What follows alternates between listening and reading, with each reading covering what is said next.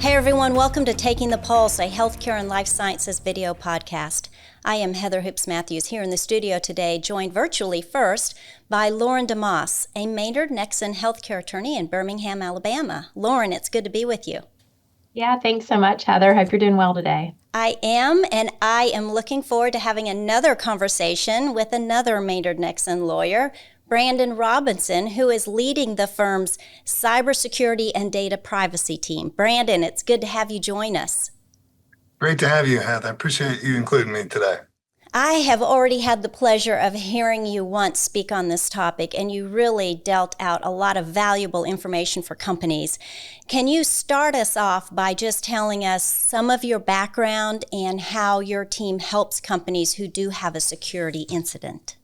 Certainly. Our cyber and privacy team is 18 dedicated cybersecurity and privacy professionals around the country. And ideally, we'd like if an organization should call us first when they learn about an incident. As soon as they learn that something has happened, we'd like to be their first call.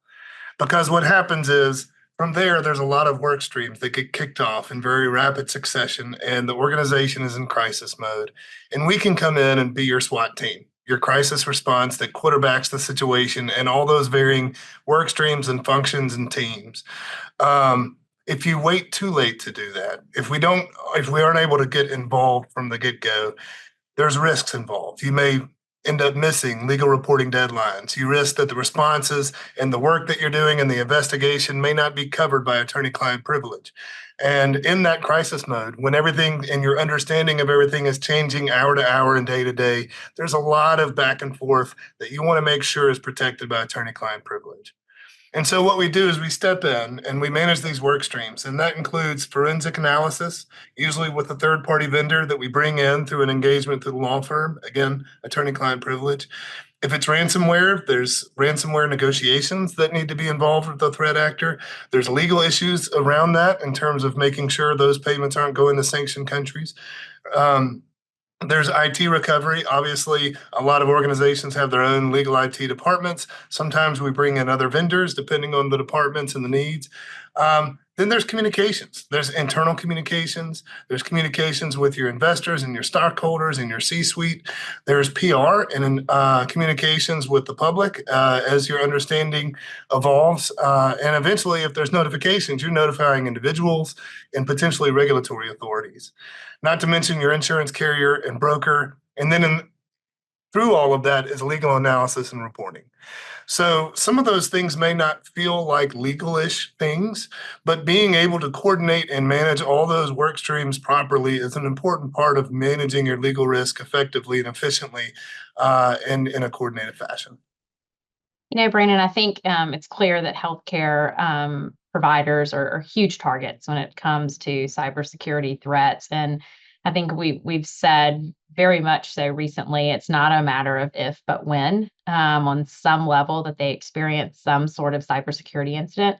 So I guess in your experience, what would you say is the biggest risk factor for healthcare providers and those, not only the providers, but really those that touch the healthcare industry, those that hold protected health information? Whether you're a healthcare covered entity or a business associate, or even in really other industries beyond healthcare, one significant factor that comes to mind is your supply chain risk.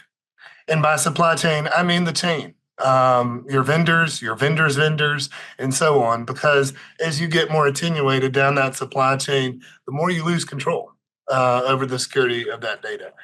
And that can be different. Whether you're negotiating with a small vendor who's got a custom product for you is a lot different than working with a global vendor who has a single service or platform across the healthcare industry or multiple industries, and being able to manage and negotiate that supply chain risk contractually.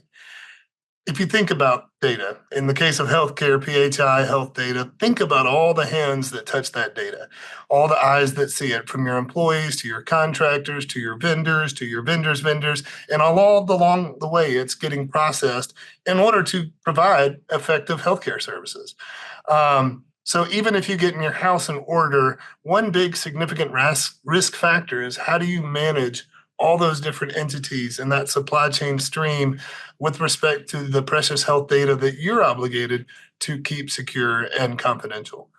You can only manage downstream so far, but the statutory obligation to manage those at least immediately adjacent to your PHI environment and really beyond, not to mention the financial and reputational incentives to try to keep that information secure, uh, is an important risk and a challenge.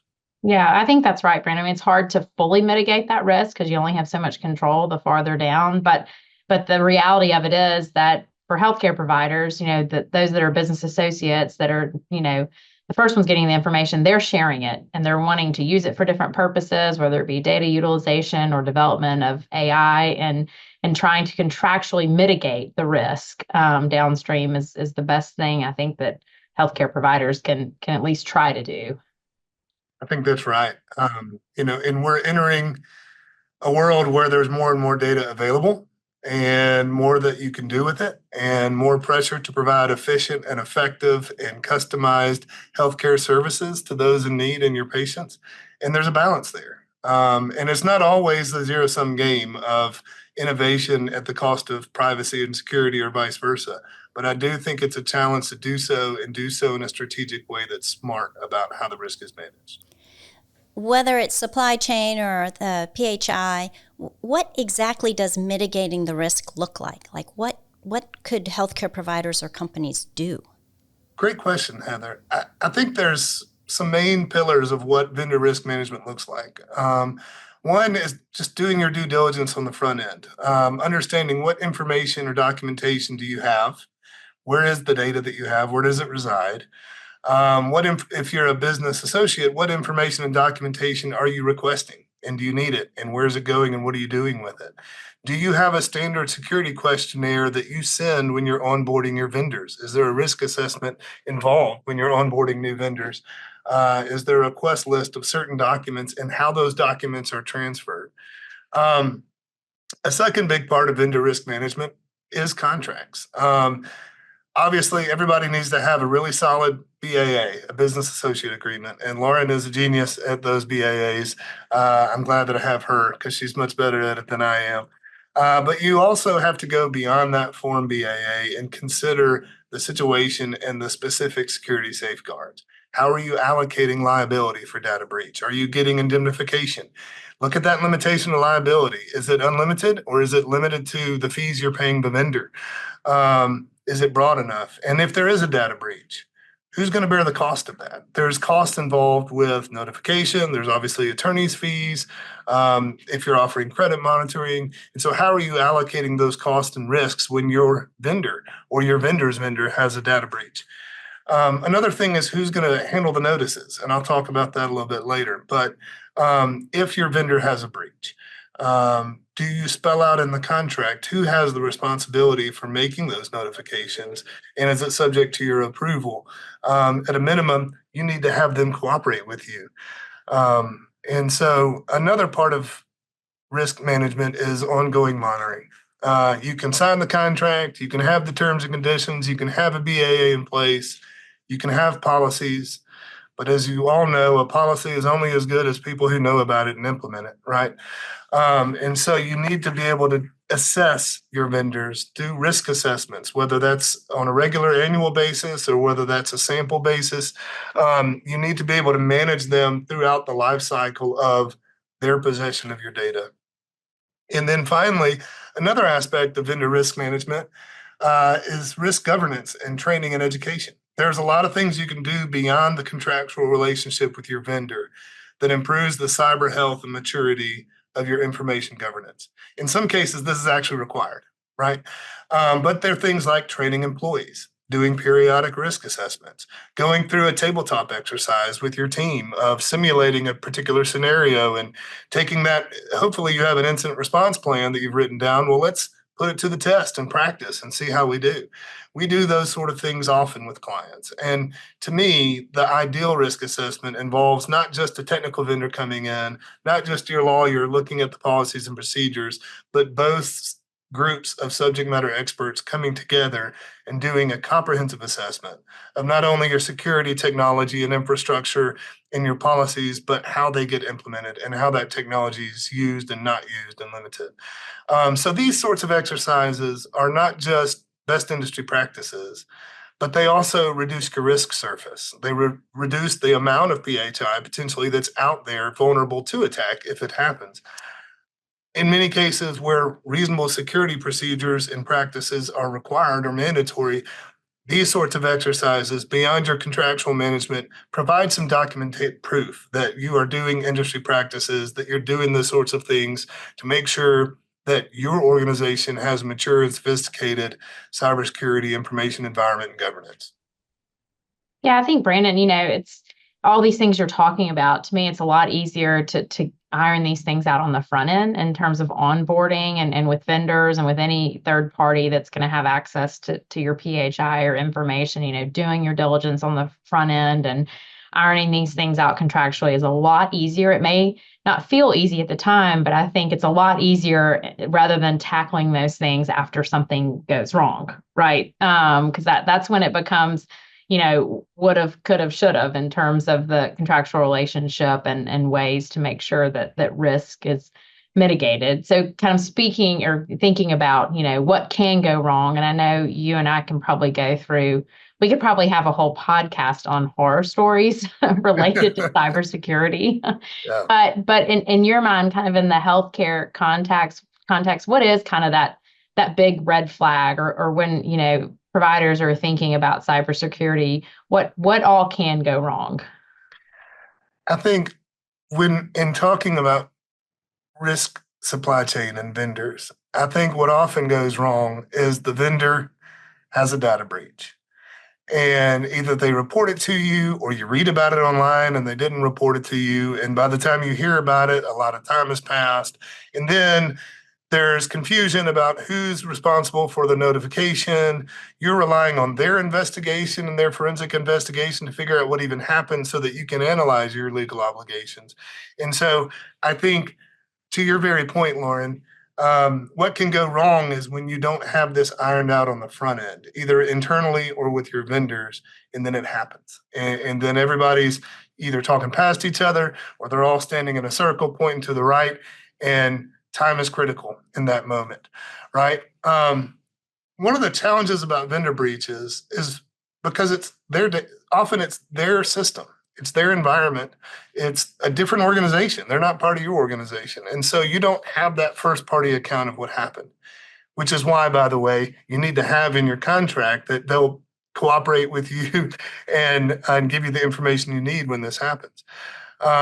And so if they're not doing that, if they're not giving you the information you need, it can be very difficult to perform that legal analysis. In addition, in that crisis mode, when everybody's worried about the dang lawyers and litigation, either between each other or from the affected individuals, it can be hard to kind of cooperate that in that environment. And so all of that speaks to being able to lay out a process and a procedure by which you will cooperate on the front end. Then all you got to do is follow the rules and the steps. Once that happens, and let's say you get through that chaos and you figure out the notifications and you do that, often, unfortunately, what you see after that is a lawsuit, a class action litigation from patients. And they may name the vendor and they may name you as well with a theory that you had a legal obligation to vet and monitor that third party, or you shouldn't have shared it with them or shared it with them under those circumstances. And so now you're both defendants in a lawsuit. Again, speaks to that making sure we all understand the contractual provisions in that vendor agreement. But at the end of the day, you can outsource a function to the vendor, but you can't outsource responsibility over the security of that data. So hopefully in that contract, you had indemnification for the cost of litigation. I once had a lawyer tell me I was negotiating an agreement with him, and he said, the day I don't have to argue over indemnification would be a great day, but my whole career I haven't had that day yet, So it's boring legal stuff, but it's important when it counts. A lot of entities don't realize, and this actually happened to me with a client outside the healthcare industry recently. They think that if the vendor had a data breach on their network, it's their problem, right? That they're the ones with the notification obligations, they're the ones with the liability. And Lauren, you can correct me if I'm wrong from a HIPAA perspective, but certainly outside of PHI with respect to state data breach notification laws, that simply isn't the case. right? It's not about whose network was compromised. It's about whose customer data or patient data is it. And the vendor has an obligation to notify you, but then you are stuck with the individual notifications and the regulatory notifications if they apply. And so a lot of folks don't realize that, which again creates a last minute realization and a rush to meet those timelines. Now, can you outsource that? You can. You can often outsource into the contract that if the vendor has a data breach, not only are they responsible for the costs, but they're responsible for making the notifications as well. But the more you outsource an obligation, you can't outsource the responsibility, so you lose control.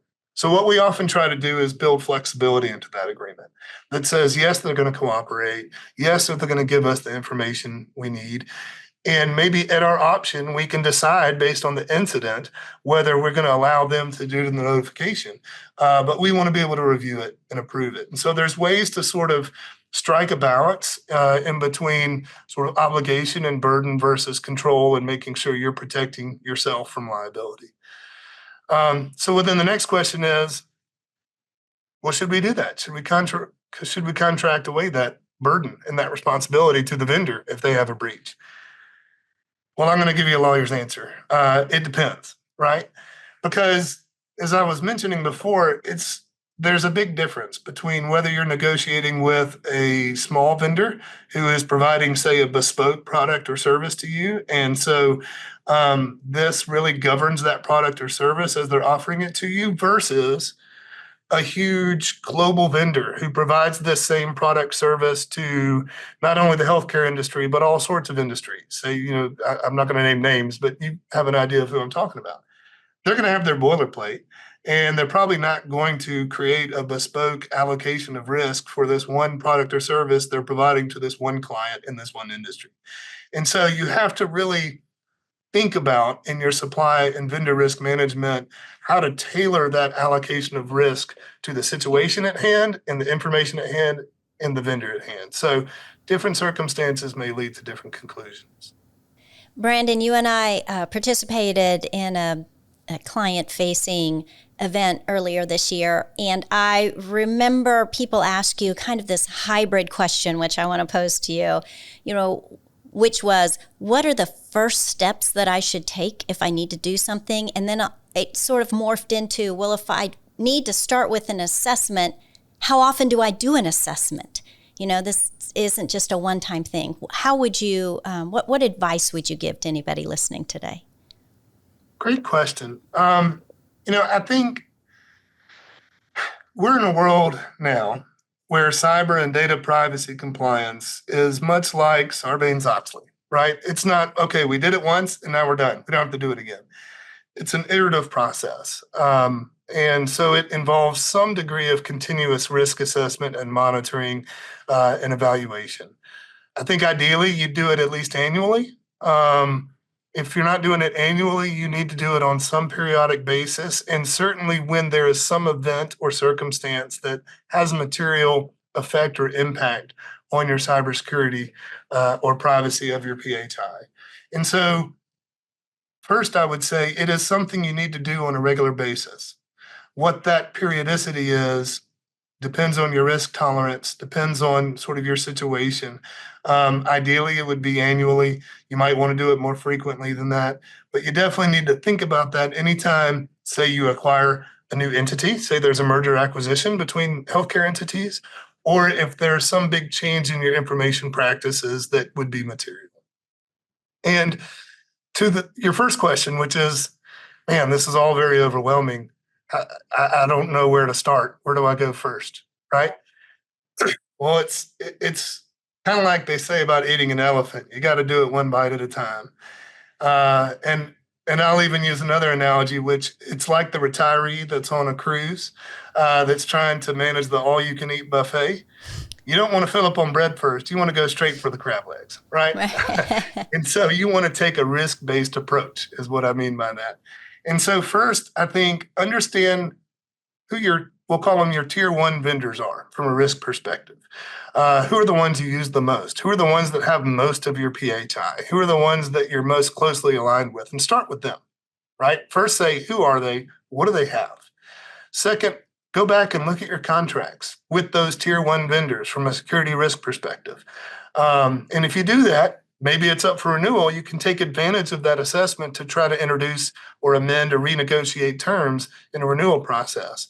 If it's a really long agreement and you're mid-cycle and you notice through that review that, hey, there's some changes you really need to make, then you can try to push through an amendment. But I would start by saying, who are our tier one most important vendors that have most of our PHI? Let's look at that relationship, both from an operational and a contractual perspective. And then after you've done that, look at your vendor risk management policy and program would be my next step of, okay, we've got these existing contracts with our tier one and other vendors. Well, let's look at how we onboard new vendors. Okay, we've got what we've got. Those are existing contracts. What about the next ones? What about our new vendors? How are we assessing them?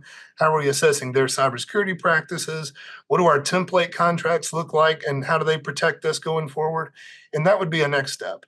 And formalize the steps you're going to take to address vendor risk, to address contract negotiation and the executive approvals beyond certain boilerplate things you may want to put in there, and that the roles and responsibilities for that process are understood. The third thing I would do is make sure your house is in order internally, so that when you do have an incident that occurs, whether it's on your network or your vendor's network, do we have an incident response plan in place? What does it say? Does everybody know about it? And a great way to test that, as we mentioned before, is do a tabletop exercise. Let's do a simulation, do a practice round and see how it goes and learn from that. Those are some great things you can start with. And then once you've done that, then you can go to your tier two vendors and three vendors, and then look at your vendors, right? And sort of go down that risk chart. But those are some places that I think are good starting points. Lauren, you may have something to add to that effect. Yeah, no, I think so too. As you talk, Brandon, a couple of things occur to me. One, kind of layered on top of these arrangements now and thinking about risk is the whole idea of information being used for the development of AI. And then we could do a whole, episode on that. But that's certainly in terms of risk and looking at arrangement. And if you have a vendor that wants, de-identified or not, to take your information and develop AI or use it for its kind of own business purposes, that's a consideration contractually and how, different providers want to manage that differently. And so that certainly adds a layer in terms of looking at vendors and thinking through, what kind of risk exists out there and how to best manage it. And then, the other thing that occurs to me too, is we talk about vendors, I guess this whole conversation could also be flipped or it could really be applied to some of those top tier vendors who have vendors under them. So it's, not just the providers, but if you're kind of a tier one vendor and you're using other subcontractors, a lot of this applies to them as well. In terms of thinking through, what they need to be doing and how they need to be managing downstream folks, and thinking about this conversation and what, the providers, the holder of the data, to your point, the ones that the obligations kind of really rest on because it's their information, their patients' information, their clients' information. Thinking about, how when you're a vendor working out there, kind of the credibility you hold with providers and what kind of things you should be thinking about when you're looking to work with different providers. So that may be, Heather, a follow-up episode to this one as we think through different ways to talk about this. But those two things kind of occurred to me as you were talking through those things. I wondered if we'd hear AI. Actually, I thought that's going to come up at some point today. Of course Yeah, it is. Yes. I think, Lauren, you bring up two great points. And we've been speaking mainly from a covered entity perspective, but we have a lot of clients who are business associates, and they have the same downstream vendor problems, but they also have an upstream problem. And so it's tougher because they're in the middle. Right. And they have to manage their obligations upstream as well as their protections downstream. But it's many of the same issues, just from a different perspective. And so it's important to point that out. And the second point you made is, AI is a real curveball to all of this. And a lot of folks, including federal regulatory agencies, are trying to get their minds around it and tackle it. And we're seeing more and more AI in agreements and in data sharing and processing agreements. And we could do a whole podcast on that. there's a lot of risks about AI, and some of them are privacy and security related. Some of them are about input output problems, trash in, trash out. Some of them are about bias and discrimination and accuracy. But I think one of the things that I'll point out, at the risk of saying we could do a whole podcast on it, is what you mentioned is that a lot of these AI companies, number one, they're not building their own AI. They're using other models to build on top of that model, right? And the way they are able to inform and make their model better is by all the input they're getting to train the algorithm to do better. But if you aren't being very specific about whether that AI service is on a closed environment within your system or whether it's an open environment, then you run the risk of worrying about confidential information or proprietary information, not even personal data, being input into that algorithm. And because it's being trained to improve that algorithm, could it end up as output in somebody else's query? And so those are some things you got to think about with AI that are just an added layer on top of what I would call your quote unquote normal privacy and security concern. Well, after listening to you both, I know this is not an area you want to navigate without good legal counsel. So together, you two clearly can help our healthcare and life sciences clients and others who are watching this podcast. Brandon, we're just thrilled to have you with us, joining a team of 18 across the country in this growing area. And I'm sure Lauren may agree, we would love to have you back because this is an area that continues to morph. And continues to actually scare, quite frankly. I think you're right. The consequences never been higher, and something evolves every day. So it's moving fast, and it's really important, which makes lawyers all that more important, in my opinion. And I'm glad to be a part of Maynard Nexsen and to have you with us, Heather, and Lauren. I'm glad to have you by my side to work with. So pleased to be here. Thank you for having me. Thank you. And for those of you who joined us today, we hope you digested some more information on how to tackle data privacy and cybersecurity issues. Those are really, really crucial issues for today, and know that you can count on the Maynard Nexsen team to help you with those. On behalf of Lauren and the whole crew here at Taking the Pulse, thank you for joining us, and we look forward to seeing you next time right here on Taking the Pulse, a healthcare and life sciences video podcast.